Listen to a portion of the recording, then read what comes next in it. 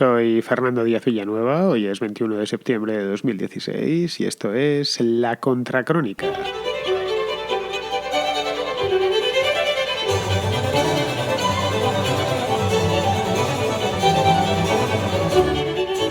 Podemos se ha llevado el Congreso ya al año 2017, a principios de 2017. Es algo que supongo que ya sabíais y si no lo sabíais, pues os lo cuento yo, que para eso estoy.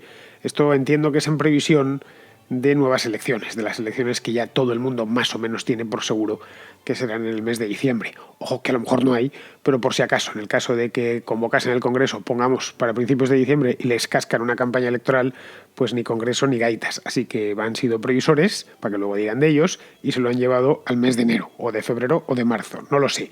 El hecho es que da igual cuando sea el Congreso, si es en enero, si es en abril, o si es en septiembre del año que viene. Eso no significa que las diferencias puedan ponerse a plazo fijo, como si se pone a plazo fijo un Congreso.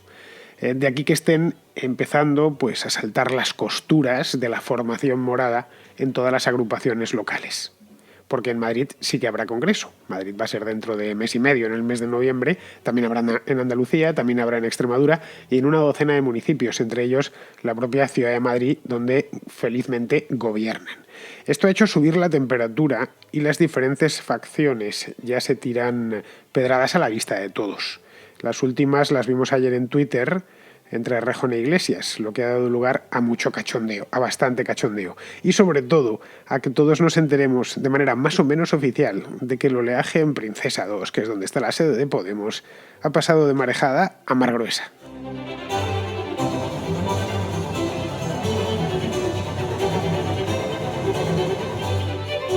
A los poderosos ya les damos miedo. Ese no es el reto.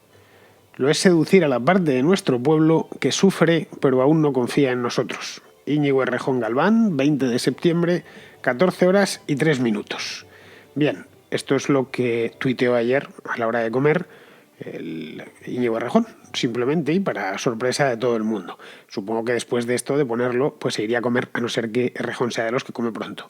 El hecho es que a la vuelta del almuerzo, porque a esa hora ya no come nadie, más que los muy desastrados, pues le respondió Pablo Iglesias con las siguientes palabras. Sí, compañero Errejón, pero en junio dejamos de seducir a 1 millón de personas. Hablando claro y siendo diferentes, seducimos más. Esto lo ponía a las 16 horas y 5 minutos, es decir, 2 horas exactas después de que Errejón pusiese eso. Bien, en estos 2 tweets, no hace falta mucho más, os podría enrollar aquí con 1000 noticias, pero no serían necesarias, porque en estos 2 tweets está condensada la crisis de Podemos. Aquí lo tenéis prácticamente todo. Si realmente no se están diciendo nada, se están diciendo bastante, y más gente que suele hablar en clave, especialmente Errejón, que hablaba perroflautés, que es una variedad de politiques especialmente complicada. Entonces esta vez lo puso en un castellano común y corriente, es decir, en una lengua común que todos entendimos a la perfección. De hecho, esto podríamos reducirlo mucho más. Estos 2 tweets podríamos reducirlos algo así en una sola frase que dijese algo así como ¿nos camuflamos o no nos camuflamos? Entre interrogantes. Uno diciendo que sí y el otro que no, que nada de camuflarse.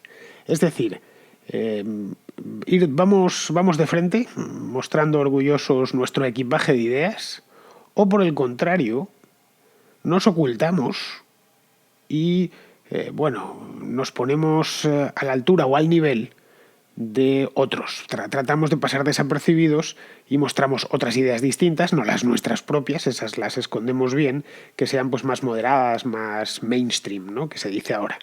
En el fondo todo está ahí, todo está como podéis ver en esos 2 tweets. Parece la verdad un asunto menor. Diréis, joder Villanueva, qué exagerado eres, la de punta que le estás sacando a estos 2 tweets. No, en absoluto, tienen muchísimo contenido. Parece que se los llevaban pensando.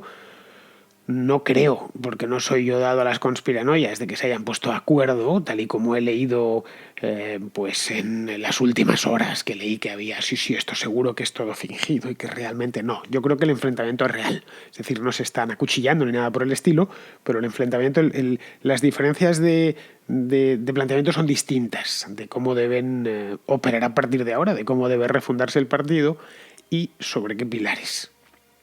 Las diferencias que tiene Errejón y un sector completo de Podemos, no olvidemos, Errejón no está solo, No es un caballero andante que vaya de adarga antigua, que decía Cervantes, ¿no? Como es con su lanza y su bidón rocinante. No, él tiene un sector, no sé yo si será muy amplio o muy pequeño, eso ya lo desconozco, entre otras cosas porque no formo parte de Podemos, como os podéis imaginar, no soy militante, no soy simpatizante tampoco, no frecuento, a diferencia de otros periodistas, sus actos ni nada por el estilo, entonces no puedo decir cuántos son. De hecho, en función de quién preguntes, pues automáticamente afloran las simpatías. Dices, bueno, es que este obviamente simpatiza con estos o simpatiza con aquellos. Bueno, el tema es que nos parecerá un asunto menor este de nos escondemos o no. Pero no lo es en absoluto, ojo, ¿eh? Porque a diferencia de Rajoy, de Pedro Sánchez, de Rivera, bueno, o por decirlo de una manera más amplia, a diferencia del PP, del PSOE y de Ciudadanos, Pablo Iglesias, Podemos en general, Íñigo Errejón, Carolina Vescansa, Juan Carlos Monedero, todos tienen las ideas bastante claras. Esto es un hecho que os puede parecer conmovedor, pero es que es así, tienen las ideas clarísimas. Yo creo que sí, hasta otra cosa es que las ideas no os gusten o no me gusten, que de hecho a mí las ideas de Pablo Iglesias no me gustan, pero vamos, eso es algo que se lo he podido expresar en persona. Cuando iba a La Tuerca y a estos programas suyos, pues me llevaban allí para discutir, entre otras cosas. Para discutirles porque sabían que mis ideas y las suyas pues no eran muy parecidas que ese día. De hecho, concretamente son las opuestas. Si vamos a la relación esta triangular de los partidos, ¿no?, que hablaba Hayek, pues las liberales están enfrente de las socialistas. El hecho es que estos, tanto Iglesias como Errejón, como todo el resto, saben muy bien qué tipo de sociedad quieren o qué tipo de sociedad aspiran y cómo se llega hasta ella.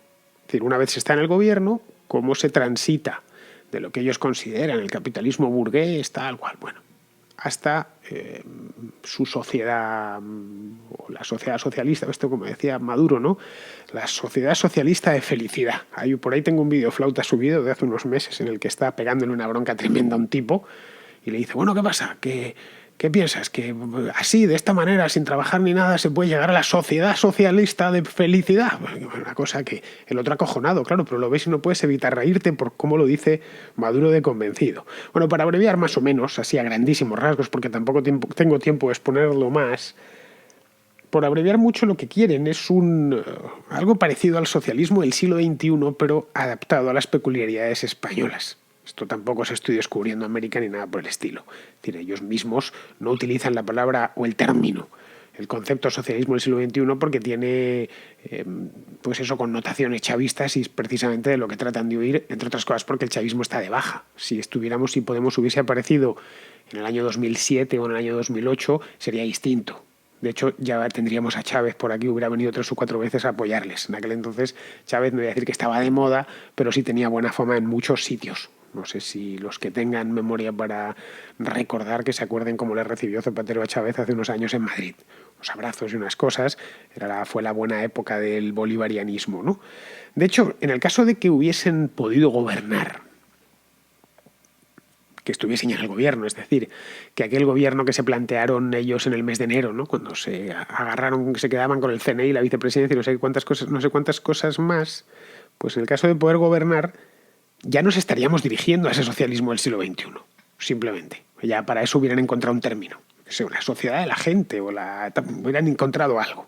A la hora de inventarse palabras, esta gente se las pinta solas. Nos estaríamos dirigiendo a eso sin ninguna duda. El problema es que no han llegado al gobierno. El problema principal. Diría casi el problema principal y único. Ni llegaron en diciembre, ni llegaron en el mes de junio. Ojo, en diciembre estuvieron cerca, ¿eh? Estuvieron bastante cerca, les faltó... Pues eso, como cuando en las carreras de caballos al final dice ganó por el hocico. Bueno, pues se puede decir que fue por el hocico, que no se consiguió formar aquel gobierno, simplemente porque no llegaban fácilmente. Era un pacto complicado, aunque más posible que después, desde luego, y luego operaron de una manera un tanto torpe. Pero bueno, esto ya quedó claro, yo creo, en contracrónicas anteriores de principios de este año, las razones por las cuales pues fue imposible formar ese gobierno de progreso del que se hablaba tanto en los meses de enero, febrero y marzo. Bien. Luego necesitan, antes de nada, convertirse en segunda fuerza como mínimo. A ellos les gustaría ser la primera, pero como mínimo, convertirse en segunda fuerza que tire del resto de la izquierda. Segunda fuerza política, quiero decir, para forjar, ya de una vez por todas, el famoso Frente Popular con diputados suficientes. Es decir, en el caso de que la situación en la que se encuentra Caray, en el caso de que se hubieran presentado, de que el equilibrio de fuerzas PSOE-Podemos hubiese sido el PP-Ciudadanos, 32 y 137, por supuesto que se hubiese formado gobierno. No tengáis la mínima duda. El problema es que el PSOE estaba débil y Podemos había sido incapaz de crecer un solo escaño. Errejón cree, y aquí es donde empieza la crisis, entre comillas, cree que haciéndose pasar por socialdemócratas, para no meter miedo, pues probablemente se conviertan en unas hipotéticas elecciones que, bueno, parece ser que no son tan hipotéticas, se convertirían en la segunda fuerza. Pero para eso tienen que ocupar el terreno al PSOE. Ocupárselo más de lo que ya se lo han ocupado. Es decir, que lo importante es llegar. Una vez hemos llegado al poder, pues ya haremos lo que tengamos que hacer. Ya nos dirigiremos a esa sociedad de felicidad, simplemente. Ya podremos aplicar nuestro programa, en una palabra. De hecho, si lo habláis con gente de Podemos, aunque sean simples votantes, algunos os lo van a decir. Claro, lo importante es hacerse con la Moncloa, y una vez estemos en la Moncloa, pues haremos lo que tengamos que hacer o se hará lo que se tenga que hacer. Es decir, no... Caray, eso lo decía Lenin, ¿no? La mentira es un arma revolucionaria. Pues bien, aunque tengamos que ir un poco de mentirijillas, lo importante es llegar. Y llegar no es sencillo porque la sociedad está muy aburguesada, porque el consenso del 78, pues bueno, excusas y explicaciones pues han encontrado fácilmente. Lo importante que diría Íñigo Errejón es la hegemonía. Ya sabéis lo que le gusta a esa palabra, ¿no? Está con la hegemonía. La hegemonía es un concepto que le encanta, le maravilla y lo repite. Ahora no tanto, pero en su momento lo repetía mucho. De hecho, es algo que ni siquiera es suyo, es algo que viene de la CLAU, de este filósofo, pensador, politólogo argentino que murió hace no mucho, un par de años, murió en España, en Sevilla, por cierto. De hecho, el principal libro de la CLAU, el más famoso de todos, se llama Hegemonía y Estrategia Socialista. Os advierto que es infumable, así que si lo intentáis, si os ponéis con él, bueno, primero tenéis que rascaros el bolsillo y comprarlo. Lo publica el Fondo de Cultura Económica, por si acaso alguno se quiere aventurar por ahí. Ya os digo que antes de nada que sepáis que que si llegáis a la página 25, ya a la página 25 en plenitud, y entendiéndolo todo y subrayando y anotando a los lados, pues ya os podéis considerar que sois casi superhéroes, porque la manera en la que escribe el español la CLAU es retorcida a más no poder, ¿no? Esa idea de la hegemonía es lo que, según Errejón o los errejonistas, tienen que capturar antes de hacerse con el poder. Es decir, no va a haber poder sin hegemonía.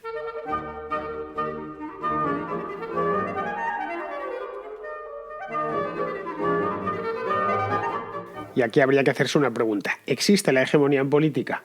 Bueno, pues existir existe, obviamente. Claro que existe, pero solo se consigue por dos vías, que a mí me consten. La primera es el control del imaginario, es decir, la universidad, los medios de comunicación, prácticamente todos los dispositivos culturales que estén no al servicio de unas ideas generales, al servicio de tu partido, al servicio de tu grupo. No al servicio, no, es que en España las universidades son de izquierda, sí, pero de muchas denominaciones, no solo de una. Es decir, la universidad en España es de izquierdas, pero no es podemita. Los medios de comunicación, bueno, teníamos uno que era La Sexta, que era abiertamente podemita o favorable al partido, pero no el resto. Es decir, no llegaron a tener la hegemonía total del imaginario. Y luego el control del poder político. La hegemonía no se puede conseguir en una sociedad si no es a través de esos dos vehículos. Se necesitan además los dos, por regla general. Llegar solo con uno es realmente complicado. Podemos llegar a tener parte, como os comentaba, de lo primero. Parte del control del imaginario, no completo, ni muchísimo menos, de manera parcial. Al menos, no sé, lo relativo a los medios. Efectivamente, los medios, ciertos medios, Internet sí lo llegaron a tener muy copado. La Sexta, bueno, pues les hizo un favor manteniéndoles en el candelero continuamente durante mes tras mes, a la época en la que hacían esos chistes, ¿no? Que aparecía Pablo Iglesias está hasta en la sopa. Joder, es que estaba hasta en la sopa, estaba en todas partes. Luego Ferreras, con la cantidad de horas que le echa al trabajo, pues tiene varios programas, pues en todos les sacaba de paseo. El tema es que, partiendo de eso, el control político no lo tienen, no todavía. Entonces, partiendo de esos principios, de esos hechos constatados en la realidad, lo que vemos es que el planteamiento de Errejón es un imposible. Es decir, digamos que necesita la hegemonía para conseguir el poder. que es lo único que otorga genuinamente la hegemonía, que da de verdad la hegemonía. Podría suceder que el poder esté, pues no sé, muy desgastado, muy desprestigiado, como en algunas dictaduras. Entonces, efectivamente, desde el poder no se puede crear hegemonía, pero no es lo habitual. Tiene que estar muy desgastado y muy desprestigiado. En España, el régimen del 78, ¿no? El sistema político en el que vivimos, para quitarle esas connotaciones que pueda tener lo del régimen del 78, pues está desgastado, efectivamente, y también desprestigiado. Pero no lo suficiente, no tanto como ellos habían calculado. Y de nuevo a los hechos me remito. Ha habido 2 convocatorias electorales y los 2 principales partidos han sido los del turno del sistema. Ya está. Los del pacto de la transición. Esto es... obras son amores y no buenas razones. Pues las obras han sido 2 elecciones consecutivas. Y va a haber unas terceras y el primer partido va a ser un partido del turno. Y el segundo es probable que sea un partido del turno. Y lo mismo se ha podido verificar en comunidades autónomas, se ha podido verificar en municipios, etc. Por lo tanto, el desgaste del sistema del 78 era real, el desprestigio era real, pero no era fatal. No estaba en las últimas, tal y como pues, podían verlo o extrajeron de sus análisis hace cosa un par de años. De esto, mira, esto es un tronco podrido, comido por las termitas, y no hay más que pegarle un empujón y se va a caer. Pues bien, le han pegado un empujón, un montón de patadas, y aún con todas no se termina de caer. Luego, no se puede adquirir la hegemonía si no se dispone del poder. Es poco menos que imposible. Si no dispones del control del aparato estatal, es decir, del poder, del BOE y de todo lo que trae, es decir, del 50% de la riqueza nacional, por resumirlo mucho, pues no puedes adquirir la hegemonía, por mucho que tengas lo anterior, que tampoco tienes lo anterior. Pues bien, esto es más o menos lo que ha debido ver Pablo Iglesias. No lo sé porque no estoy dentro de su cabeza, pero es lo que ha debido ver Pablo Iglesias, que es más mayor y bastante más práctico que Errejón. Más mayor quiere decir que tiene unos cuantos años más, no muchos, no sé si son 6 o 7, pero lo suficientes. Además fue maestro suyo, sí, maestro, el otro era un discípulo. Yo la primera vez que les vi, Errejón todavía era alumno de la Facultad de Políticas y Pablo Iglesias ya era profesor ayudante o algo así, o auxiliar, es decir, ya había terminado la carrera en una palabra, andaba por ahí por políticas, pero Errejón todavía era un crío, era un chavalín. Y Pablo Iglesias pues pastoreaba ya unos cuantos chavales más jóvenes que los tenía pues como sus acólitos, como hacen muchos profesores de universidad por otro lado. Entonces, el planteamiento de Iglesias es muy diferente. La pregunta que se hace es más o menos. ¿Vamos a fingir lo que no somos, habiendo en el mercado productos originales de eso mismo? Es decir, quien quiera socialdemocracia, pues ya tiene al PSOE, ¿no? O a Ciudadanos.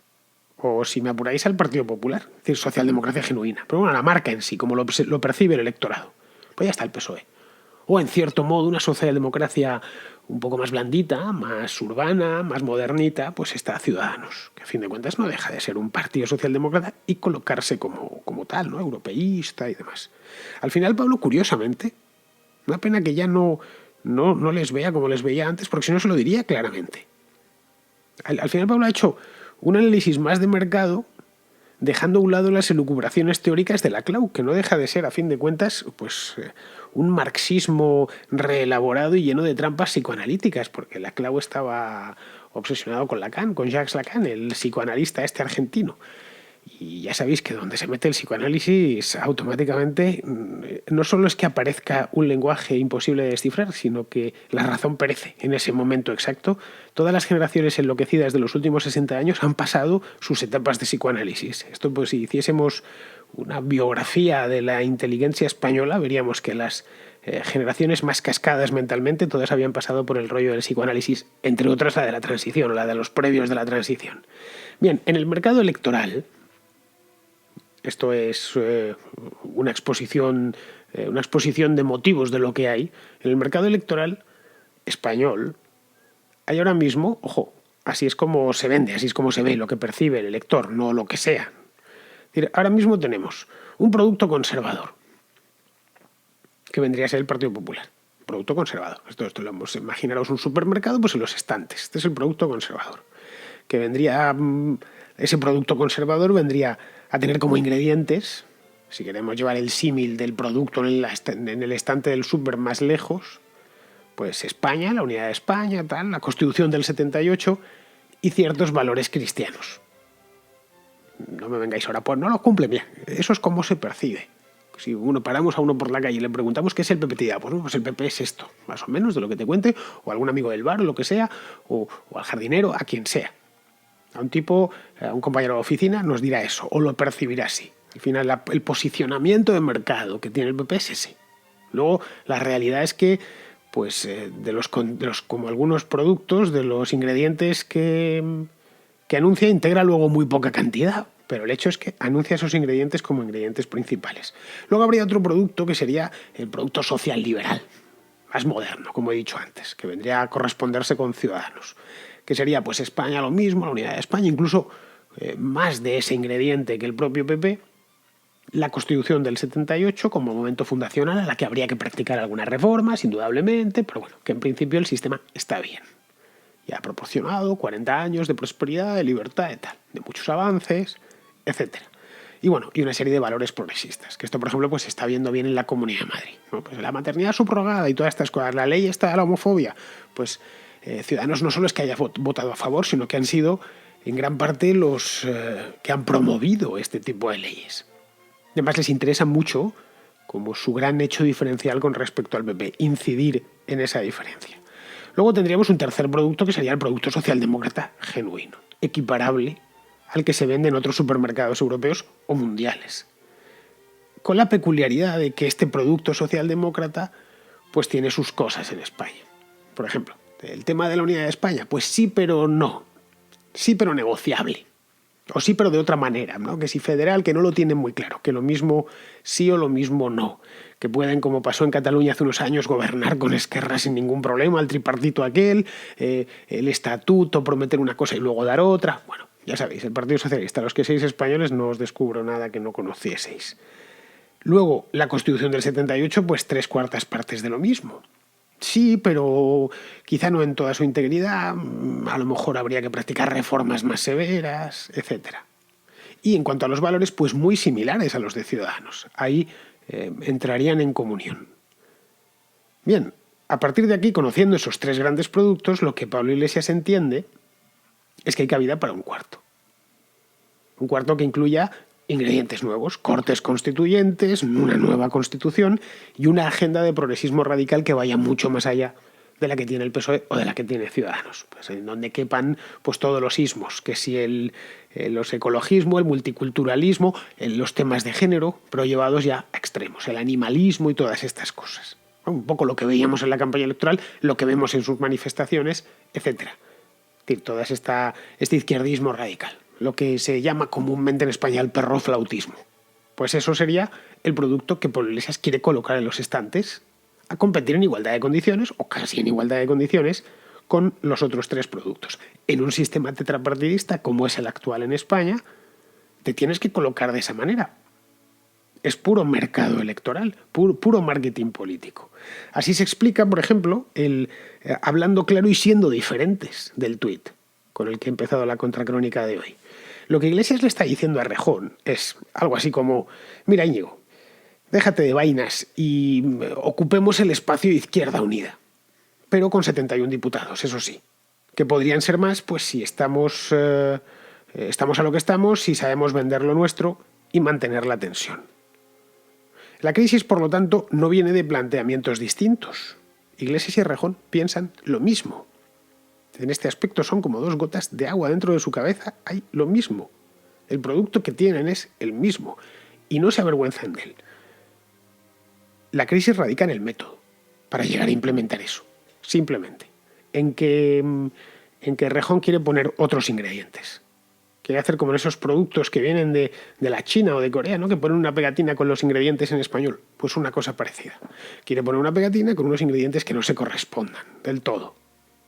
Es decir, pasar desapercibidos. Porque, bueno, alguno habrá que se lleve nuestro producto y luego ya, cuando lo abra, se va a enterar de que efectivamente pusimos que llevaba azúcar, pero no lleva azúcar. Entonces ya será tarde para quejarse, porque ya se tiene que quedar con el producto. Y además le convenceremos, una vez estemos arriba, de que comer azúcar es malo. Claro, diréis, el método, pero por el método no se monta una crisis. Pues sí, el método muchas veces lo es todo. el cisma occidente, lo que fue la Reforma protestante, fue toda una cuestión de método. Al principio, desde luego, luego ya posteriormente no tanto, pero al principio fue una cuestión de método, porque Lutero y los dominicos que el Papa le iba echando para discutir con él creían exactamente en lo mismo. Si vamos a la Dieta de Worms, por ejemplo, 1529 que fue esto, cuando se presenta allí Lutero, él se presenta delante del enviado del Papa y el enviado del emperador, diciendo, bueno, yo creo esto, y las diferencias tampoco eran tantas, eran básicamente de método. Yo quiero la salvación, tal, creemos en lo mismo, en el Nuevo Testamento, tal, el cristianismo. Lo único que yo creo que para llegar al cielo, el método que estáis utilizando, que estamos utilizando los católicos actuales, no es el adecuado. Debemos purificarlo. Esta, así para ya ir terminando, que se me ha ido completamente el tiempo hoy, esta es, así digamos, y de manera muy amplia, porque en media hora no da mucho tiempo de más, es la crisis nuclear, del núcleo radiador, quiero decir. Pero podemos estar atravesado por muchas más fracturas, ojo, Claro, se me acaba el tiempo y no puedo continuar, en fin. Bueno, así que muchas más fracturas de todo tipo regional, de tal, bueno, ya lo veremos o ya lo veré y bueno, ya lo escucharéis vosotros y os lo contaré yo con más calma otro día en otra contracrónica. Llega la gozadera, llega la podenoticia. Una noticia para todas y todos. La noticia democrática, la noticia inclusiva. Para la gente que quiere el cambio, la podenoticia. Desde el núcleo irradiador a tus oídos y oídas. La cosa está que arde con el tema de la radio de Carmena, la radio Carmena, que no sé cómo se va a llamar, porque es la radio del Ayuntamiento de Madrid y no creo que tengan narices de llamarlo Radio Carmena, aunque por otro lado estaría muy bien y sería realmente gracioso. ¿Cómo se llama la radio del Ayuntamiento? Radio Carmena. Bueno, en el caso de que luego después de Carmena llegase Carmona, pues solo habría que cambiarle la O y se haría como en los billetes de los países que hay mucha inflación, que hacen tachar ceros, ¿no? O pintárselos, pues haría lo mismo. Cambiar una E por una O y sería Radio Carmona. El problema es si viene un alcalde o una alcaldesa con otro apellido, pues habría que cambiarle el nombre. Bien, no se va a llamar Radio Carmena, que os podéis imaginar, pero ya sabemos unas cuantas cosas más de esta iniciativa radiofónica del Ayuntamiento de mi ciudad. La sabemos la principal y es que nos va a costar 2 millones de euros, que diréis, bueno, pues mucha pasta, para el Ayuntamiento de Madrid son peanuts, es decir, es poco dinero, 2 millones de euros se van casi sin darse cuenta. Y bueno, pues se podrían haber empleado en otra cosa o habernoslos dejado en el bolsillo, indudablemente. 2 millones de euros, hombre, no llega, no sé cuántos madrileños hay dentro del municipio, pero puede haber 3 millones, no sé si llega a 3 millones y medio, pero por ahí se andará. Entonces no nos llegaría ni a un euro por cabeza, pero bueno, esos 80 céntimos están mejor en mi bolsillo que montando que en el bolsillo de Carmena. Eso desde luego, en el de Sánchez Mato, que es el que lleva nuestros dineros. Bien, van a ser 1.3 millones, 1.300.000 euros se van a gastar durante el año 2017 y ahora han puesto, antes de montarla, 727.000 euros encima de la mesa para, bueno, a modo de inversión inicial, porque habría que comprar micrófonos y equipos de emisión y todas estas cosas. Y al frente han puesto a Jacobo Rivero, a quien conozco personalmente y puedo decir desde aquí que es un gran tipo muy simpático, muy amable y además considero que no es mal periodista. Otra cosa es que, bueno, pues sea un tío muy de izquierdas, muchísimo. La verdad es que antes de esto creo que anduvo por Telesur. Cuando yo le conocí era corresponsal de Telesur en Madrid. Pero es un tío muy asequible, muy razonable y bastante simpático. Ahora, esto no quita para que la Radio Carmena o cualquier tipo de radios públicas me parezca fatal. Porque a fin de cuentas no deja de ser una radio pública, no muy distinta a Onda Madrid, que no debe de tener, que creo que Onda Madrid tiene menos oyentes que la Contracrónica o que la mayor parte de los podcasts. Es decir, Onda Madrid es una emisora de Telemadrid que lleva toda la vida ahí y nadie la ha escuchado nunca. Yo os puedo decir con conocimiento pleno de causa que jamás en mi vida he escuchado Onda Madrid. Nunca he escuchado un solo programa. Sé que existe algunas veces, que lo ves, pones el RDS en la radio y ves que pasa Onda Madrid y das a toda velocidad al botón para que salte a la siguiente. En otras comunidades autónomas me consta que sí se escuchan, creo que Cataluña Radio es de las primeras allí, pero vamos, en todas las comunidades autónomas han creado, o en casi todas, han creado emisoras públicas, por no hablar de la gran emisora de radio pública del país, que es Radio Nacional de España, que debería cerrarse mañana. ¿Por qué? Pues porque hay radios privadas que lo hacen sin cargo al contribuyente. Lo mismo con Televisión Española y lo mismo con cualquier cadena autonómica. Luego, esto de Radio Carmena es que no se debería abrir, Pero, en fin, estas son mis ideas, que creo que mi opinión de los medios públicos la conoce cualquiera que me haya oído alguna vez en la radio o en televisión hablar de ella. Mucha gente arquea las cejas y se le pone los ojos como platos. ¿Pero qué estás diciendo? Pues estoy diciendo la verdad, y es que el rey está desnudo. Es que si el gobierno no tiene periódicos y no consentiríamos un periódico oficialista, no entiendo por qué tenemos que consentir una radio oficialista cuando la iniciativa privada se sobra, se basta y se todo para hacer todo tipo de producciones radiofónicas. En concreto más la radio hoy, que es bastante barata de realizar. Así que lo de Radio Carmena no hace falta que diga más porque ya lo había dicho antes. Lo que me ha sorprendido es la reacción de Esperanza Aguirre, os lo confieso. Esperanza Aguirre ha dicho que no le gusta nada y que eso se va a convertir, pues, poco menos que en Aló Carmena, creo que lo ha llamado. Pues, a ver, las radios públicas sirven para lo que sirven. Es decir, sirven para enchufar a los afines y para hacer la pelota al que la paga, que es el político. Bien. Pero a ver, Esperanza, tiene huevos que digas eso. Cuando tú tuviste Telemadrid, ¿durante cuántos años fue presidenta Esperanza Aguirre? 8, si no más. Pues desde 2003 a 2012. No, 9. Y porque se fue, que podía haber estado unos cuantos años más. Y no cerraste Telemadrid, no cerró Telemadrid. Cosa que con esto debería haberlo hecho.